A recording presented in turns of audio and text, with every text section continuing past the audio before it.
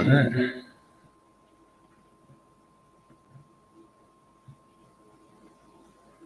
Okay, something's happening.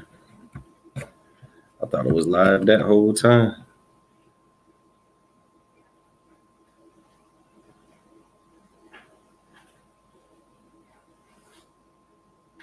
All right, what about that? Can I post that? Did that get posted? Did that get posted though? Huh? Yeah, she coming through. Coming through with the coming through.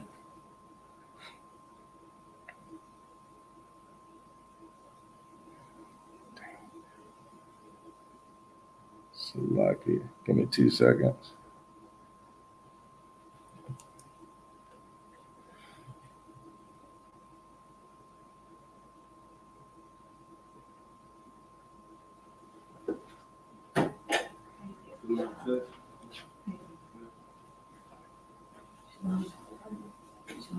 Shalom.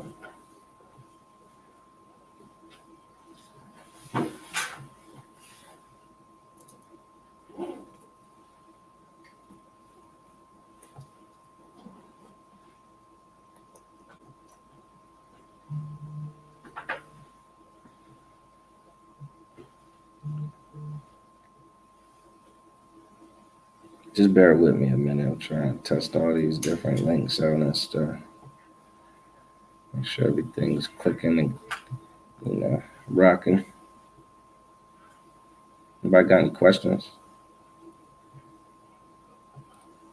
No question? You got a question?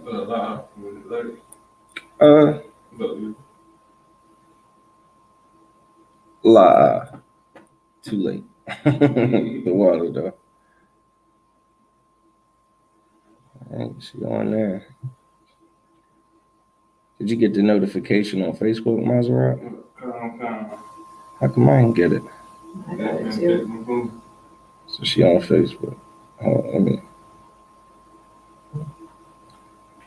Lucky.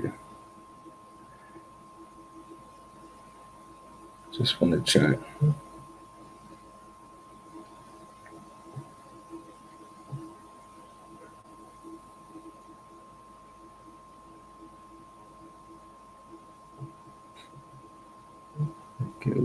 Okay.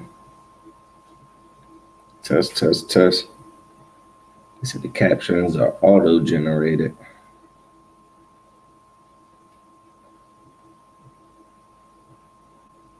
Yeah, it's just a little delayed, but that's too wild. Better late than never. I don't know if that's biblical or not. Better late than never. All right, so we should be good to go. Bada bing, bada boom.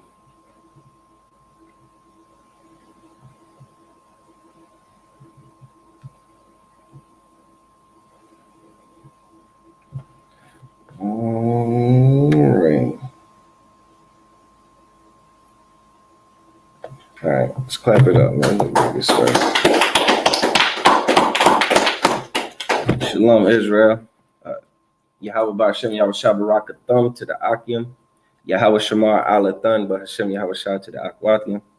This is the Israelite School of Universal Practical Knowledge. Started out at 1 West 125th Street, Harlem, New York, under commanding General Yohana.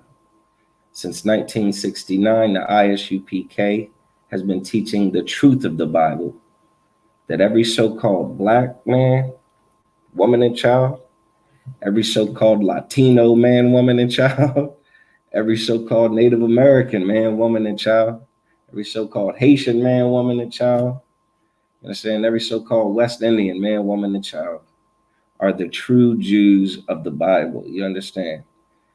The so-called Blacks, Hispanics, and Native Americans are the Most High's favorite people on this planet, despite what the Christian church may teach. You understand?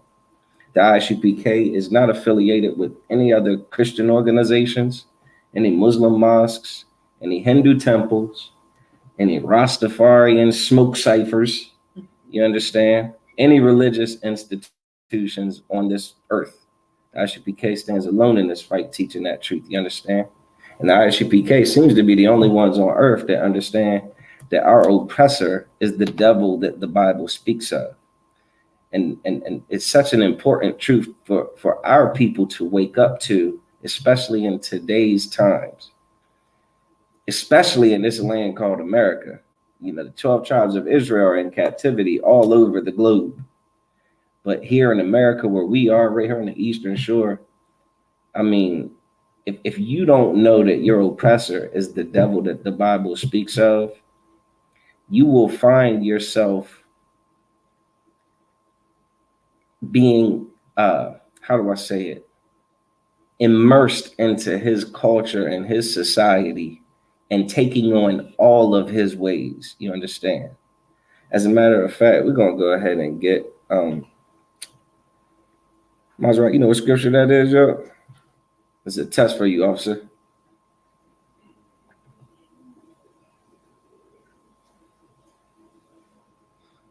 Proverbs 3:31. You got that for me?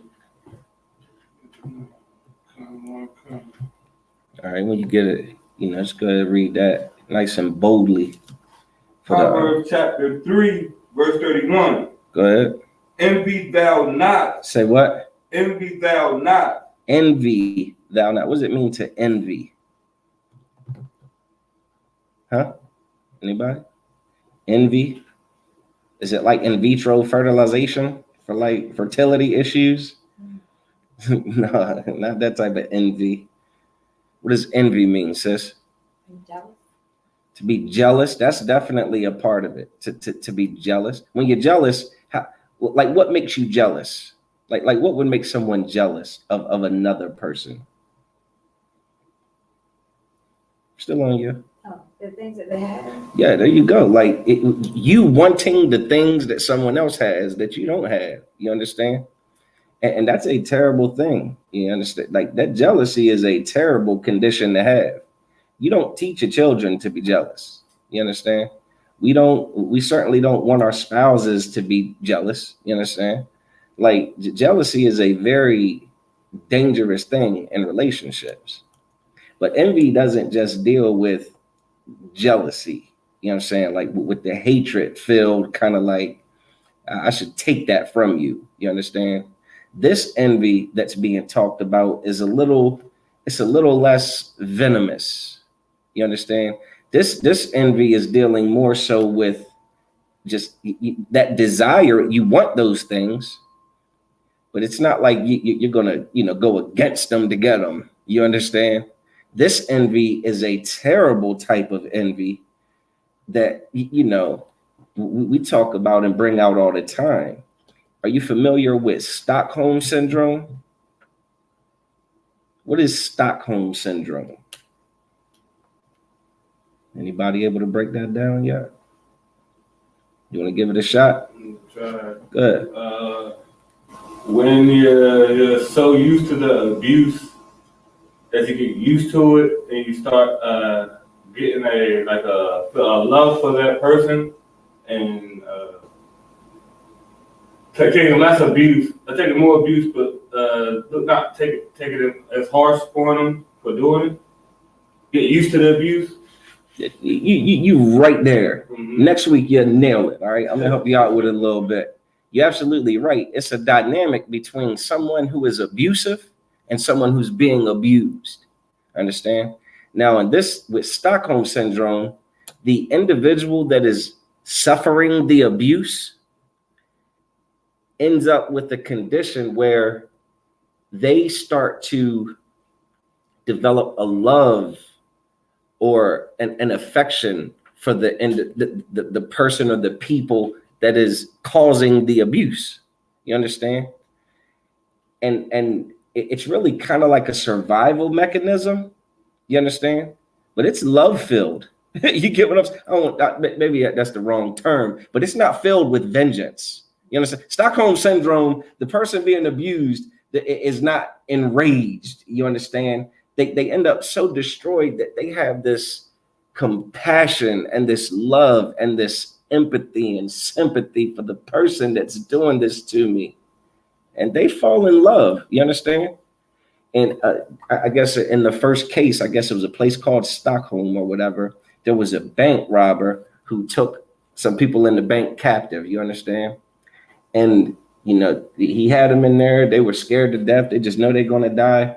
Long story short, they developed what's called Stockholm syndrome. It's named after them. When it came time to prosecute the person who had them captive and locked up, none of them would testify against them. You understand? None of them wanted him to go to jail. They just felt all kinds of sad and sorry for him, and they just boo hoo. You understand? That's what has happened to us in this country. You understand? And in all of these captivities, we get abused and suffer so much real physical abuse and torture and murder, right? But then we also suffer, starvation, poverty, right? We suffer that. And then there's the psychological warfare that's waged on us. You understand? Where we're taught that, our oppressor is better than us. You understand? Like you take the Caesar Borgia. You understand? When we say Jesus in a room full of people, 99% of those people have an image in their head. It's the same image of Caesar Borgia, the so-called white Jesus, right? And what that has done to us is, we go in these churches and we consider ourselves all spiritual, and we're having these emotional outbursts in the church where we're happy as hell one second and then weeping the next. We're running around and then we're laying on the floor. And we're associating all of those, inaccurately perceived spiritual encounters. We're associating those spiritual things with that white Jesus. So if Jesus is white, then what the hell are we? You understand? So there becomes this imbalance about the way we perceive ourselves. There was a study done where, it was one of them big universities. I don't know if it was Stanford or Harvard or Yale or something like that. They did a doll test with little kids. You understand? Where they present a white baby doll and a black baby doll to a child, and they ask, well, which one's the good baby doll? Which one's the bad baby doll? You understand? Which one's the pretty baby doll? Which one's the ugly baby doll? And what happened in a ridiculous, I'm not entirely sure on the exact percent, but you better be damn sure that the black kids always felt like the white baby was the good baby and the black baby was the bad baby. You understand? The white baby was the pretty baby, the black baby was the ugly baby. And the white kids felt the same. The white baby's the good baby. The black doll's the bad doll. The white baby's the nice doll. The black baby's the mean doll. You understand? Which one's scary? Which one's not scary? These are the results of a psychological warfare that's been waged on our people, where we feel absolutely inferior and less than, and we put our oppressor on a pedestal that, we think they're superior and better and smart, despite all the damn evidence, competitive evidence. You understand? When it comes to intelligence and athleticism and, strength and just, even decency. You understand? Like, our people as a whole cannot match the violent, history of our oppressor. There's no one more violent and destructive on the planet than our oppressor. But somehow we end up with this vision that they are the better people. And because we have that seated in us from all the years of, slavery and even the real subtle war that's waged against us now with the TV programming, the social media, the entertainment, we have this thing where we feel like they're better than us. So we desire to be like them. You understand? Not to replace them, not to get rid of them, not to take over them, but we want to be, we want to be like them. We empathize with them, huh? As a matter of fact, we as a people, we fight the hardest out of any people to try to earn their affection like we love them. You understand? Like, let that sink in. Who is more patriotic to a people who have been so destructive and menacing to them? Like, you don't see the so-called Jews patriotic as hell in Germany. Is what I'm saying making sense? I could clarify if y'all need me to, but I think I'm making my point. We are the only people who have been so destroyed that now we love the person that has done these things to us. You understand? We love him and we want his affection and we want to show him how much we love him. So when the 4th of July comes around, oh yeah, red, white, and blue from head to toe, huh? Including the socks and drawers, huh? Red, white, and blue, everything, right? Singing the national anthem. Who sings it better? Huh? Who plays it better? What's brother? Jimi Hendrix?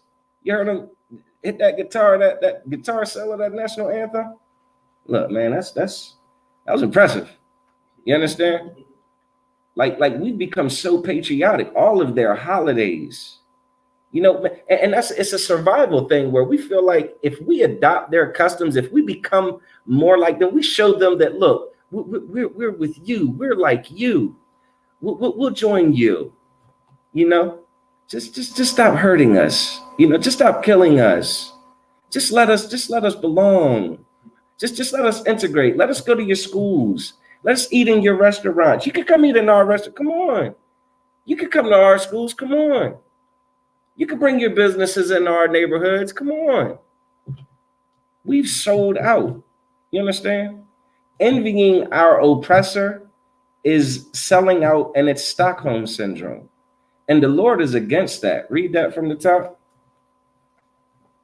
Verse 30, Proverbs chapter 3, verse 31. Go ahead. Envy thou not the oppressor. Envy thou not who? The oppressor. Our oppressor, man. See, even in the Bible, the Bible acknowledges there are people who are oppressed, and there is an oppressor, right? Like, you can't have an oppressor if there isn't an oppressed people, right? Does that make sense? So it's the Bible says you're not allowed to do that. That's an order. Say that one more time. Envy thou not the oppressor. Say it like if you were telling your kids before they go to school. You know what I'm saying? Like, you look, you walk out the door. Hey, remember what I told you? You better not be envying your oppressor. You understand? Like, don't be out there envying your oppressor. This is what the Bible is telling the children of Israel, man. And you think that goes away? You think that's outside of the expectation now? Somehow that's not it, huh? So somehow we should just join hand in hand and just go along with it all, right? The holidays, the customs, the diet, huh? The way that they show love and the way that they show hatred. Huh? Do what they do when they get angry, huh? That's what we should do. Go ahead. And choose none of his ways. I love when the scriptures are written like that. Read that part one more time. And choose none of his ways. This book is I don't know. I guess you might have to be in a position where you're giving instructions that have to be absolutely clear so that the individual hearing it doesn't have any excuse for doing it wrong. You understand? Like a school teacher would certainly understand this. You're talking to some kindergartners. You understand? Everybody stand here. Don't move. Huh? Keep your feet still.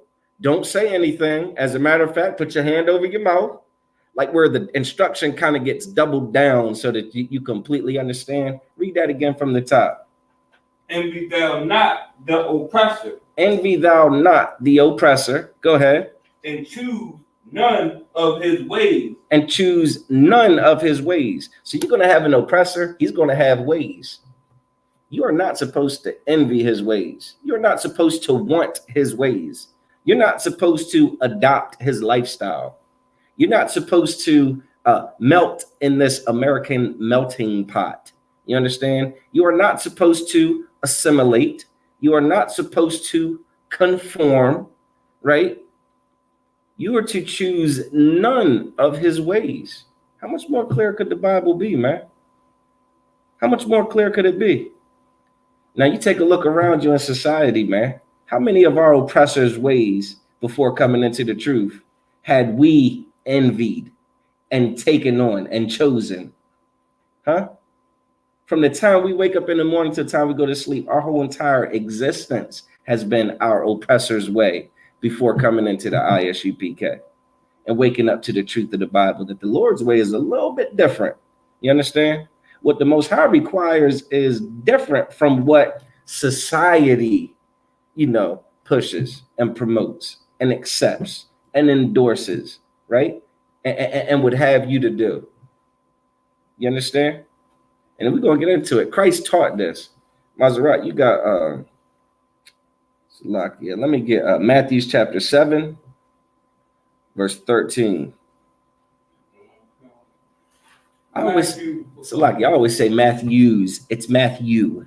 You understand? Like, so if I say that, Salakia, Matthew chapter 7, verse 13. Salakia. Matthew chapter 7, verse 13. All right. Enter ye in at the straight gate. Enter ye in at the straight gate. This is yet again another order. It's a command. It's like it's a directive. Do this. It says, enter ye in. That means go, right? Where does it want us to go, Maserat?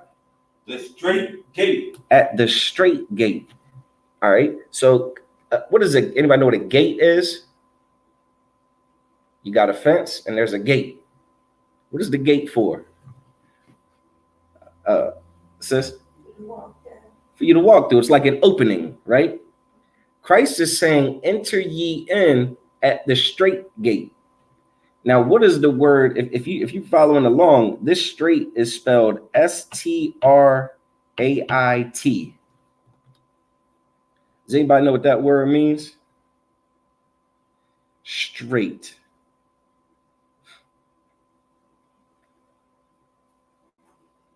Sis? Sis? Oh, I thought you was raising your hand. My fault. No sweat. So straight is it's a limited spatial capacity, narrow or cramped. It's tight. So picture have you seen more than one gate in your life? Are all gates the same size? Some gates are big, you know what I mean? You fit a whole truck through it. Some gates are a little smaller. Maybe it's like sidewalk width, you walk through. Well, Christ says, enter ye in at the straight gate, the narrow gate. There's a gate where, and the best way to visualize it, imagine there's a gate that's only as wide as one person. You know what I'm saying? Now, we're not going to split hairs and talk about fat people or skinny people. You understand? Think about yourself. You understand? A gate your size. All right? No sweat. All right? So Christ says you're going to enter in the gate that's straight. That's the order. Enter ye in at the straight gate. Right? All right, Maserat, you can take it from there. For wide is the gate. Hold on. Oh, go ahead, Salakia. For what? For wide is the gate. Now he starts to describe. That's a colon there. So he says, enter ye in at the straight gate. For wide, it's like the for in this sense is like because. Enter ye in at the straight gate, the narrow gate, because wide, go ahead. Is the gate. Because there's a wide gate. You understand? So you almost got some choices now. There's a straight, narrow gate. Damn, it's your size. As a matter of fact, it's a little bit tighter. Like it's imagine your size with an inch cut off on both sides. Ooh wee, you're gonna have to squeeze through there. But then there's some other gates, right? There's a nice wide gate right over there. Tell us about, what did Christ say about that wide gate, that broad gate? And broad is the way that leadeth to destruction. That leadeth to what? Destruction. To salvation? Destruction. To riches? Destruction. To destruction. So there's a gate that you're going to go through. It's going to be tight. It's going to be uncomfortable. You probably might get a splinter even, right? You might get a splinter. You might scrape your arm, try and get through. Huh? It's might even rip your clothes a little bit, try and get through it, right? And then there's a big wide gate that you can, Maserati's football season, man. I'm in football mood, right? You remember Deion Sanders, man, the prime time, little jump through that joint, all kinds of hop through there, man. You could get through there and won't, don't even touch the edges, right? Tell us more about this wide gate. And many there be which go and thereat. All right, I want you to phrase that a little bit differently. Read it to yourself. Like the cadence, it's a different cadence for the meaning. Uh-huh. You got it? Uh-huh. Try it. And many there be which go thereat. All right, that was Tawab, but here's how I would read it. And many there be which go thereat. There are a lot of people that go into the wide gate. Now, sisters, why would someone go through the wide gate versus the straight gate? What would be the reasoning that someone would choose the wide gate versus the straight gate? Itara? It's easy to get in. Because it's easier to get into, right? It's easier to get into it. Excellent. Salakia. Go ahead and read verse 14. Verse 14. Because straight is the gate and narrow is the way. So there's back to the straight gate. He said, man, go in the straight gate. That wide gate over there, there's going to be a lot of people that go into that wide gate. But the only thing on the other side of that wide gate is destruction. Right? Tell us about that straight gate, 14 again. Because straight is the gate. That straight gate, go ahead. And narrow is the way. That narrow way, that one that's uncomfortable, that one that's tight, that one that takes some effort to get into, that one that you might have to suck it in to get into, that one that you might have to even shed some things to get into. Ooh-wee. Who wants to give up anything anymore? Huh? We live in the land of excess. Huh? Ain't this the land of, obesity? Huh? And make what 6, 7, 8, 9, 10 figures? What, billionaires, Maserati?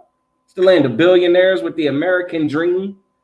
Become a billionaire, buy that mansion, buy that, $500,000 car. What? All the riches, all the excess, all the greed that you can stand. Oh, that's the wide gate. Ain't that what everybody wants? Who would want to live in such a way where you have to give up some things to do this? Who wants to do that? Sign me up. Sign me up for all the extras. Supersize me. You know what they say? Y'all remember that? Supersize fry. We live in a culture and a society where, everything you want is yours. Everything that you desire, the American dream. It's lovely, isn't it? It's so beautiful, man.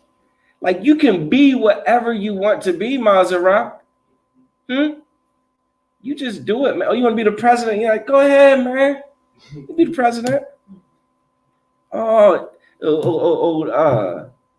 Damn, gender reveal parties, blue balloons. Hot damn. Little fella come out, about 5 or 6 years old. Mom done kicked dad out the house. So he loves his mother already more than, his father. So he's already has this attachment to his mother that he can't balance. You understand? For the fleet of men that are just in and then gone, in and then gone, in and then gone. And this child prefers mom. I love mom. I look up to my mother. So you know what? I think I want to start talking like her. I think I want to walk like her. I think I want to dress like her. Huh? I think I want to put on her lipstick, man. I think I want to put her shoes on. I think I want to carry her purse. You know what? I think I'm a woman. I think I'm a girl for real. And in this land, oh yeah, you can be that. You can put that on. This is the land of opportunity, right? Where little boy has the opportunity to be whatever he wants to be, right? Man, it's two different ways, because you got that way, and then you got the ISUPK under commanding General Yohana, where you're the Lord's chosen people. You understand? If your father is not from the 12 tribes of Israel, then you can't even come in here. It's that narrow. It's that kind of narrow, Maserat. You get that? If you are a homosexual and you're confused about whether or not you're a boy or a girl, if you're confused about who you should and shouldn't lay with, you're gonna have a hard time, and it's gonna be uncomfortable getting in here. You understand? If you're a slave to an addiction, it's gonna be tough getting into that straight gate. You understand? That gate requires those addictions you can't fit in with that. You understand? That bag is too big to drag into the ISUPK. You can come here, but you can't get in here. I hope that am I making sense? You could come to class all day. You can make sure y'all click that link. If you viewing online, you click that link all day. Sign that. But if you're going to hold on to that baggage, you're not going to fit through that gate, because there's expectations, man. And do you think we created those expectations? You think those are Commander General Yohana's expectations, or do you think those expectations exceed his authority? These are the Most High's expectations, man. You can't be a sodomite and serve the Lord. You understand? You can't be a drug addict and serve the Lord. You can't envy your oppressor and want to be just like him and imitate him and kiss his behind and bend over and put your patriotism on full display and serve the Most High. You can't celebrate the Christmases. You can't celebrate the Thanksgiving. You can't celebrate the 4th of July. You can't celebrate the Halloween. You can't celebrate the Valentine's Day. You can't worship all their gods. You can't stand for the pledge. You can't stand for the national anthem, Maserat. There's going to be some high holy days that the Lord wants you to observe that your oppressor could give a damn less about. There's I remember thinking about this a couple of years ago. I don't know if sometimes you see it on Google, but you can look it up. Every day is a holiday in America. Every day. Like there's an Oreo cookie day. There's a chocolate chip cookie day. There's a donut day. There's a siblings day. Am I making y'all do know I'm not making this up, right? They worship everything and anything under the sun. But when the Day of Atonement come around, Maserat, you think that's on the list of things to celebrate? Yeah. Won't be many folks doing that. Not outside of the ISUPK, Maserat. It is a narrow gate. There's a specific way that we're supposed to be in a land where the sky is the limit, right? In a land where you just follow your heart. Think about how big your heart and your imagination is. Oh, you can fit. You're gonna need a big gate to fit through with that imagination. You understand? Oh, you're gonna need a big gate. You sisters are gonna need a humongous gate to think that your man should only have you for the rest of his life. Only you. I mean, because we're so amazing, right?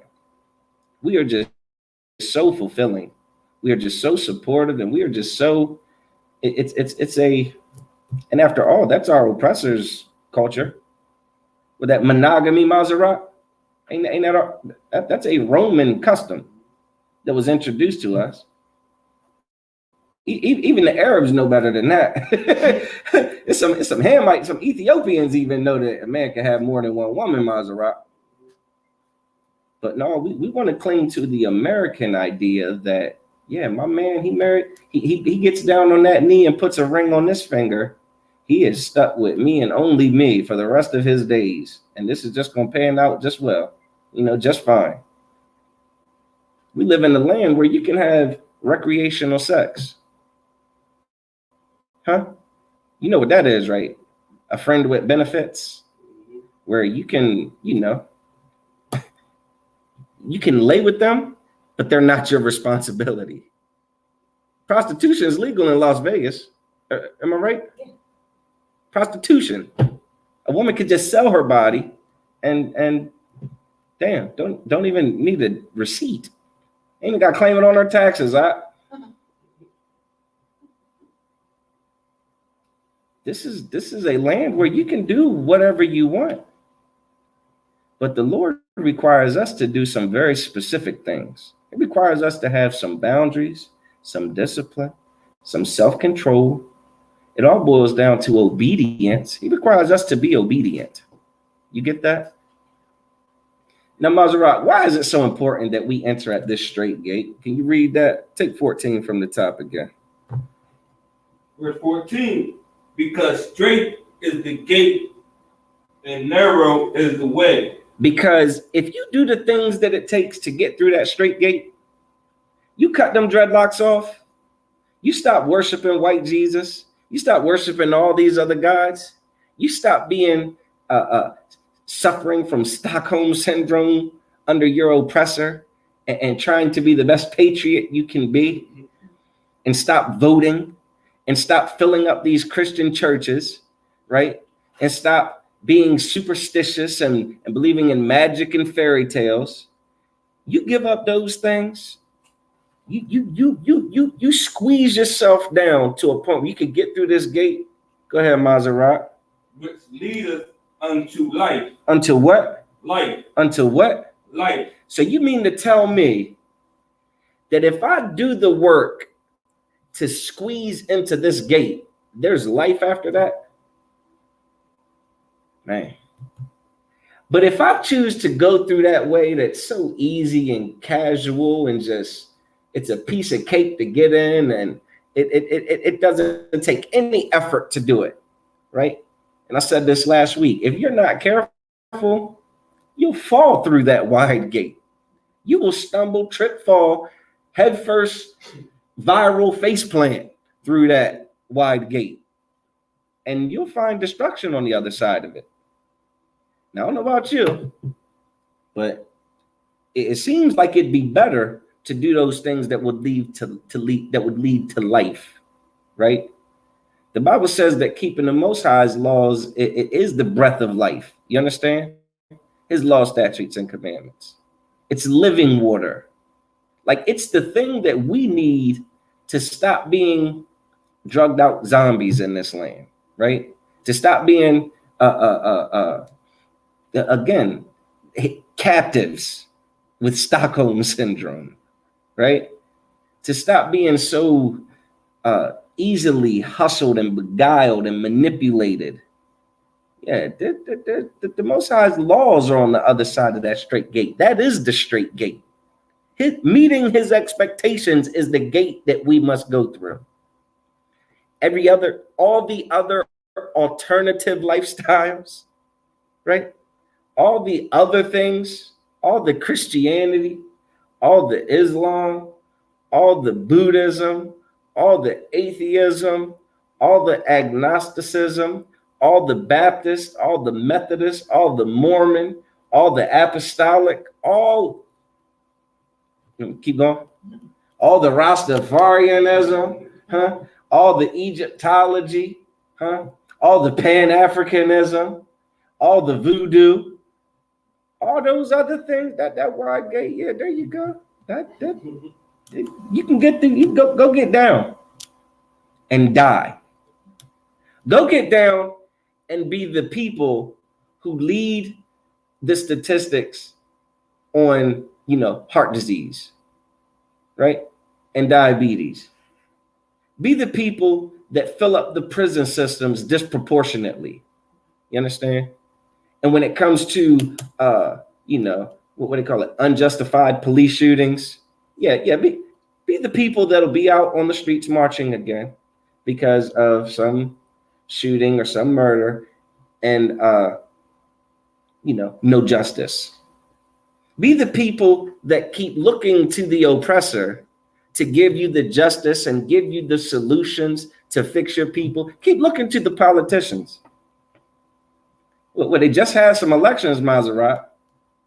I'm sure they were out there touting, talking about, and displaying all of the statistics about the Black community, about how the education system is broken, about how the prison system, is overrun, right? And how the police, and their disproportionate arrests and things like that, and the disproportionate punishments, right, for the same crimes that our oppressor commits, right? I'm sure that these politicians talked about all the issues and promised solutions, but didn't the last politician do that? Didn't they point out the same issues and make the same promises? Didn't the politician before them point out the same issues, right? And break and make the same promises? And who delivered on them? Now they get elected because they spot on with the issues. Yeah, those are the issues, but their solutions fail. You know why their solutions fail? Because their solutions are broad. Their solutions are wide. They're so vast. Oh, all the programs and the youth centers, Maserat, and all the work that these brothers are doing in the communities, man. They're out here with their book bag drives, huh? They're out here feeding the homeless, so-called, right? They out here doing all these events. And what's really improving in the community, man? You know what is improving, right? Their bank accounts, their funding. They're getting paid more money. But the condition remains. That's the wide gate. All this action and nothing but death beyond it. All of these promises and nothing but death beyond it. All this talk and nothing but death beyond it. All this marching, nothing but death beyond it, Maserat. All this singing, Maserat, nothing but death beyond it. All this music, nothing but death beyond it. All this praying, nothing but death beyond it. Man, look, and don't the Bible say something about that? The Bible says something about how he that heareth turneth away his ear from hearing the law, even his prayer shall be an abomination. Damn, that's damn sure what it feel like. Martin Luther King, he prayed, didn't he? Surely the civil rights movement was over. Yeah, surely there is nothing but equality in the land. All that praying and marching and singing they did, Maserat, huh? Surely after George Floyd died, right? There was all the marching that took place, all the praying, all the vigils, all that stuff, right? Surely there's no more police brutality. Surely every police officer has been held accountable as a result of all of that. No?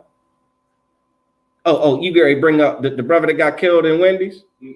Oh, well, let me bring up that, then I'm gonna get right to you.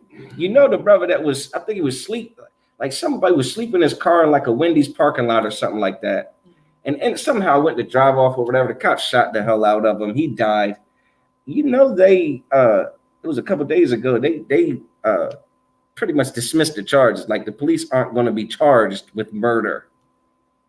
You understand? Well, damn, guess it's time to march again, Maserati. Guess it's time to sing again and hold hands. Guess it's time to vote again. Guess it's time to go to church again. Got something to say? They gave us Juneteenth and finessed us right back to sleep. Oh, come on, man. The Bible says a gift destroys a heart, man. Oppression make a wise man mad, but a gift destroys a heart. What kind of gift is that? What kind of gift? Like, think about. I don't want to get too off track with it, but what kind of gift? Like, what kind of gift? Don't you understand that the fact, like the fact of Juneteenth is a slap in the damn face? Like, how do you celebrate freeing a people, but then not freeing them for, like, what was it, 2 years or something like that? A few years after, and then freeing them again. Like, how do you celebrate that? A complete finesse. And we're just supposed to say thank you and go right back to sleep. Thank you. I guess all is well. Let's just keep, tap dancing and, Holy Ghost shouting through the wide broad gate that everybody else is in. And let's ignore the straight gate. The ISUPK is that straight gate. I pray you understand that. It's the same straight gate that Christ said leads to life, man. Brothers come in here and they become brand new, like newborn babies. You understand? Like new people, like we become Maserati. We come into the truth. We become people that people from our past don't even recognize. Not only do they not recognize us, it take them a second to kind of like, you look different. You know what I mean? But then you get to talking, chopping it up with them and catching up. They're like, damn, this can't be you. You don't sound the same. You don't talk the same. You ain't on the same BS, right? That they could depend on us to be on, right? Like old times. Like, you are just completely different. Like, and it's not a miserable difference either. You know what I mean? Like, it's not oh man, I gotta keep these laws. Can't eat pork, can't eat pepperoni pizza. It's not a miserable thing. The Bible says keeping the Most High's laws aren't grievous, man. It's not even that big a deal. You understand? Like, listen, when it comes to addiction, I know that's one thing that we often, that was hard for brothers and sisters coming into the truth. Those physical, because they're physical in addition to the spiritual part of it, right? In addition to the real spiritual fight about it. It's a physical fight. There are people outside of the truth that need to go to rehab that agree, like people go to rehab that don't come into the truth. But coming into the truth, I would say, is your best chance at rehab, right? It's your best chance to be able to drop that baggage because you're not alone. This is heavy. It's such a narrow Maserati. You go through that broad gate and you're going to die alone. That broad gate, though many people go into it, it is such a lonely place, right? It is such a lonely existence. All of your friends are fake. None of them are real. They're all talking about you behind your back, right? They're all envious and jealous of you. None of them can stand you. You can't stand none of them. It's all fake and it's all lonely and it's all miserable and it's all depressing and it's all death. How is it that when you come through this narrow gate, you're so not alone? Like, how is that? How does that work? You come in here and you have real brotherhood and sisterhood, man, that will fight your battles with you. You understand? That won't let you give up on your fight because we need you through this gate. Come get through this gate. We give a damn about your life.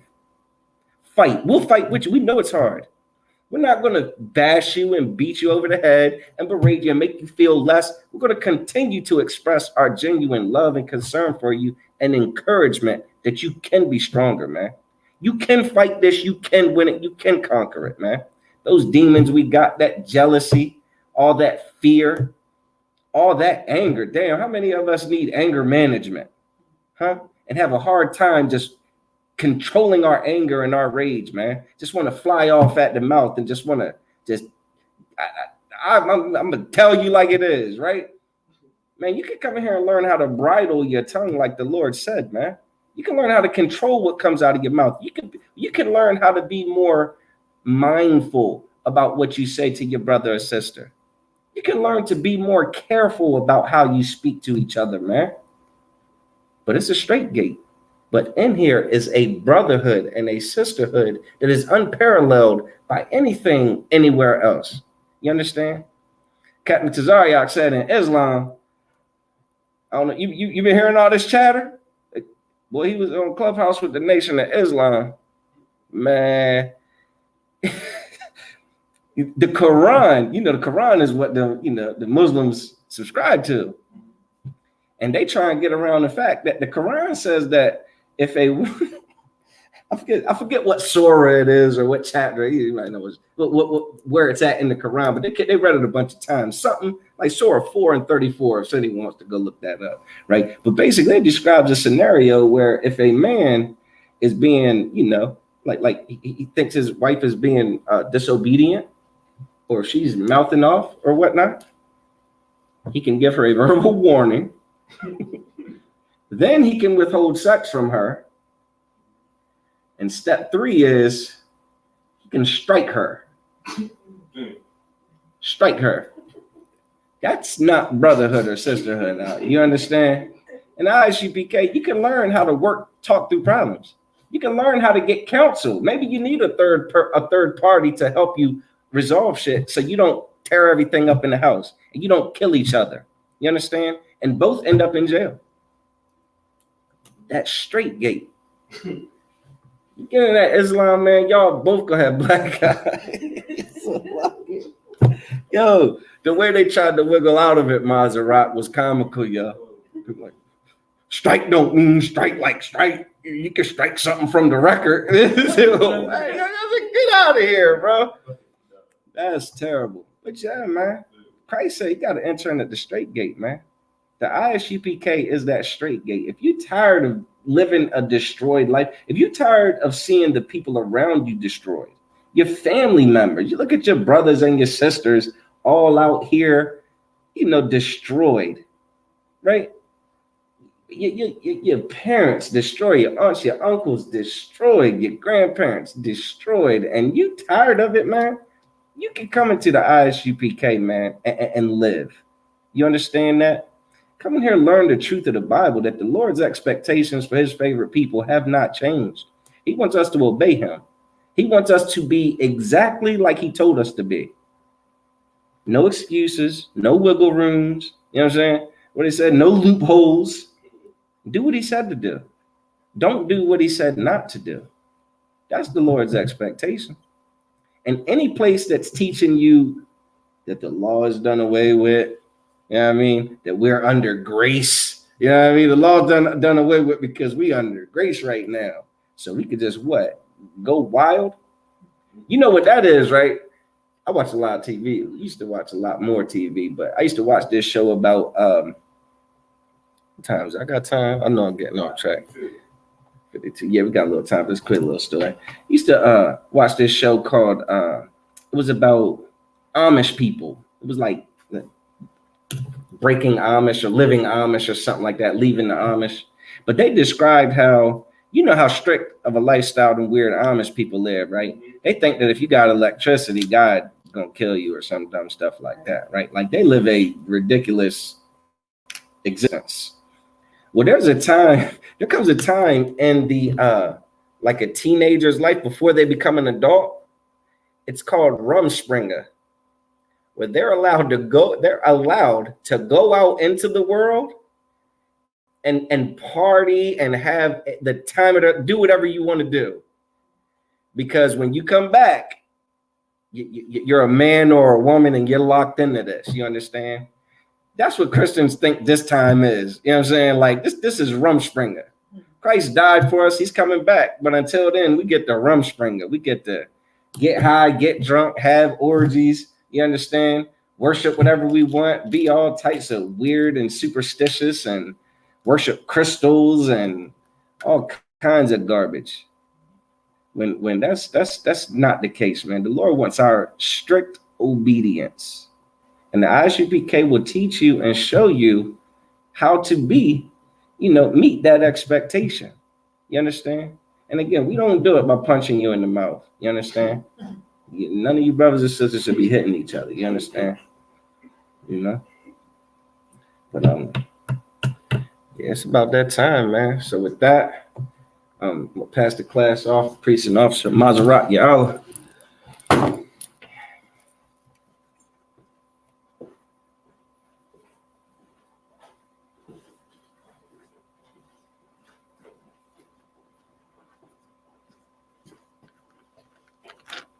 Right, ISUPK security announcements.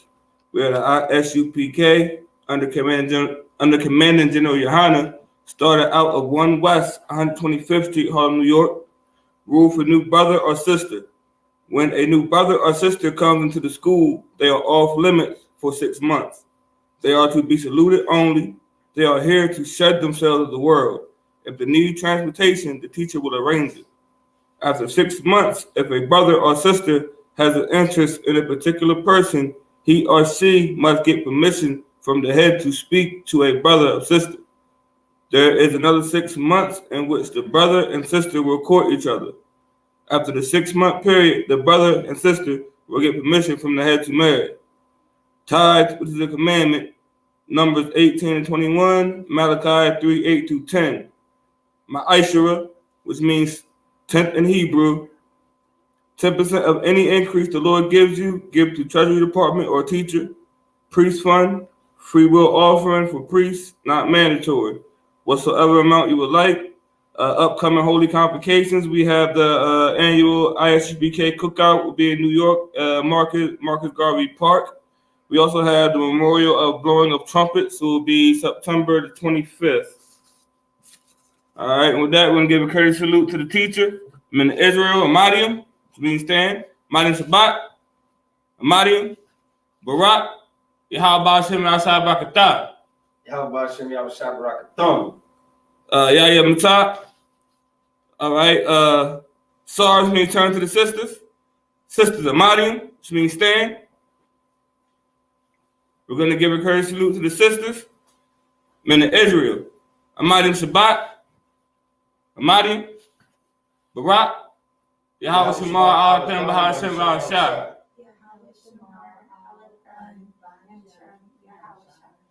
Yahya Matah, hands down, class dismissed.